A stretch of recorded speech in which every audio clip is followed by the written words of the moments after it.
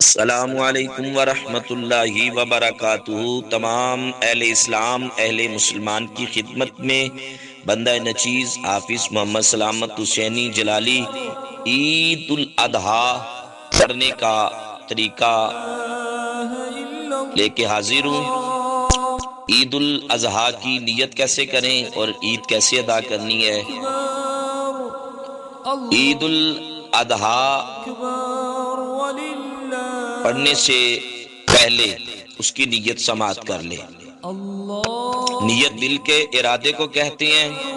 دل میں ارادہ پختہ ہو تو پھر نیت ہو جائے گی۔ دل میں ارادہ نہ ہوا، زبان سے جو بھی نیت کریں گے تو نماز نہیں ہوتی۔ تو اس لیے دل میں پختہ ارادہ رکھیں، تو زبان سے جو جملے کہنے ہیں وہ یاد رکھ لیں۔ 2 رکعت نماز عید الاضحیٰ واجب زائد 7-6 تکبیروں کے واسطے اللہ تعالیٰ کے پیچھے اس امام کے منہ طرف کعبہ شریف، اللہ اکبر، تکبیر تحریمہ کے بعد ثنا پڑھیں۔ ثنا کے بعد 3 تکبیریں کہنی ہوگی۔ تکبیر کہیں، پہلی تکبیر پہ ہاتھ اٹھائیں کانوں تک تکبیر کہتے ہوئے اور ہاتھ لٹکا دیں، چھوڑ دیں۔ دوسری تکبیر پہ بھی کانوں تک ہاتھ اٹھائیں، تکبیر کہیں اور ہاتھ چھوڑ دیں۔ تیسری تکبیر پہ بھی کانوں تک ہاتھ اٹھائیں، تکبیر کہتے ہوئے اور ہاتھ تیسری تکبیر پہ باندھ لیں۔ پھر تعوذ اور تسمیہ پڑھیں، سورہ فاتحہ شریف، پھر آگے سورت ملائیں گے۔ سورت ملانے کے بعد 1 رکعت مکمل ہو جائے گی رکوع اور سجود کے بعد۔ دوسری رکعت کے لیے پھر ہم کھڑے ہوں گے، بسم اللہ شریف پڑھیں گے۔ بسم اللہ شریف کے بعد سورہ فاتحہ شریف پڑھیں گے۔ سورہ فاتحہ کے بعد آگے سورت ملائیں گے۔ جب سورت ملا لیں گے، سورت ملانے کے بعد پھر جو 3 تکبیریں ہیں وہ کہنی ہیں۔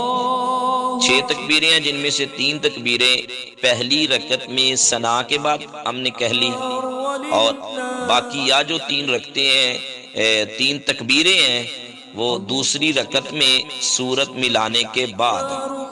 جب سورت ملا لیں گے پھر 3 تکبیریں کہیں گے۔ پہلی تکبیر پہ تکبیر کہتے ہوئے ہاتھ اٹھائیں گے اور ہاتھ چھوڑ دیں گے، مثلا لٹکا دیں گے۔ پھر دوسری تکبیر پہ ہاتھ کانوں تک اٹھائیں گے تکبیر کہتے ہوئے اور ہاتھ چھوڑ دیں گے، یعنی لٹکا دیں گے۔ تیسری تکبیر پہ بھی تکبیر کہتے ہوئے ہاتھ اٹھائیں گے اور ہاتھ چھوڑ دیں گے۔ 3 تکبیریں یہ مکمل ہو گئی۔ اب چوتھی تکبیر کہنی ہے، ہاتھ نہیں اٹھانے بلکہ رکوع میں جانا ہے۔ رکوع اور سجود کے بعد التحیات کے بعد یہ 2 رکعتیں مکمل ہو جائے گی۔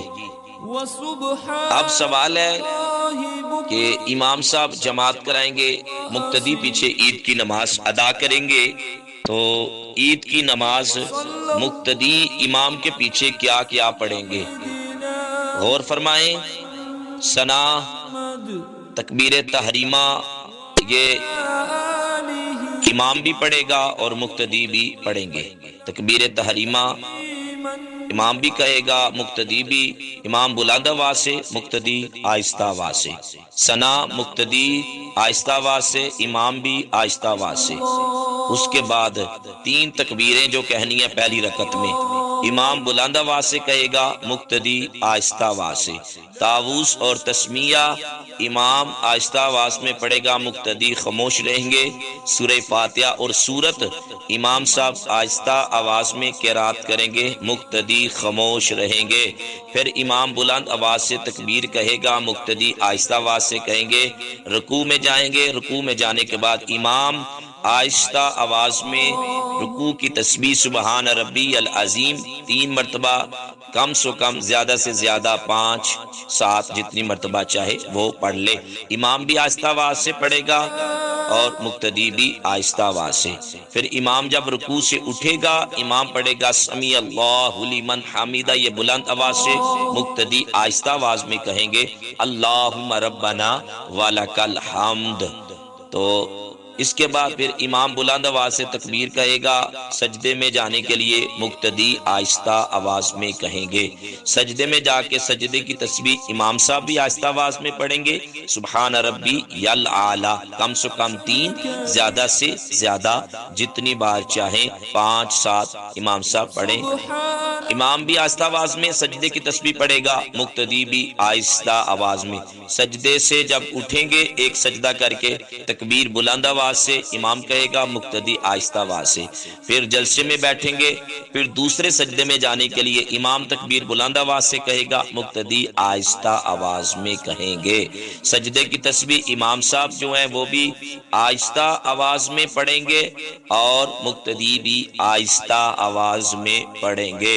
پھر 2 سجدوں کے بعد جب تکبیر کہہ کے دوسری رکعت کے لیے کھڑا ہونا ہے، امام بلند آواز میں تکبیر کہے گا، مقتدی آہستہ آواز میں کہیں گے۔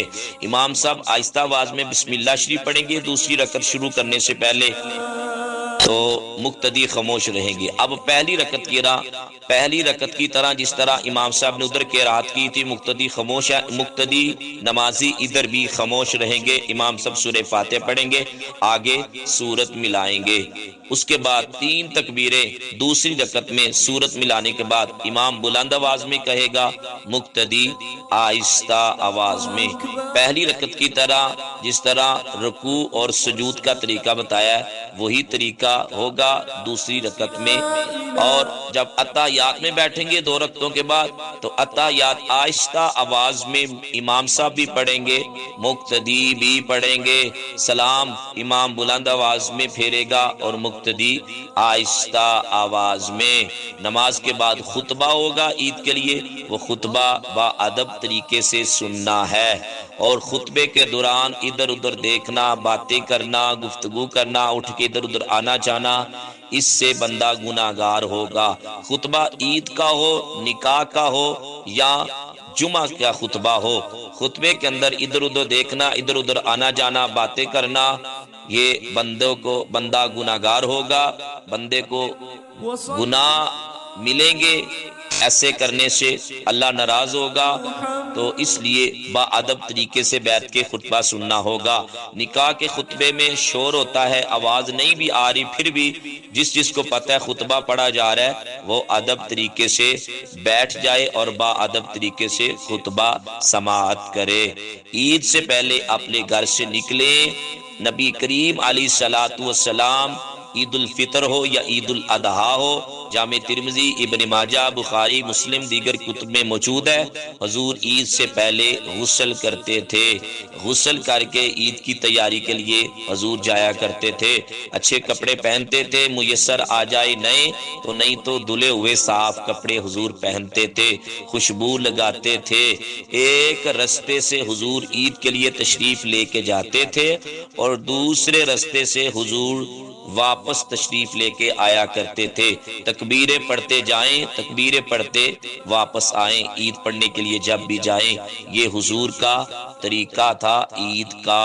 تو تمام اہل اسلام ان چیزوں کو زیادہ سے زیادہ شیئر کریں، دوسرے بہن بھائیوں تک، عزیز و قربا تک، مسلمانوں تک اس میسج کو شیئر کریں، یہ نیکی کی بہت بڑی ایک دعوت ہے اور خوبصورت نیکی کمانے کا انداز ہے۔ ایک اور بات یاد رکھ لیں، چھوٹی عید پہ حضور میٹھا کھا کے جاتے تھے عید پڑھنے کے لیے، اور بڑی عید پہ حضور عید پڑھ کے گھر آ کے کھاتے تھے۔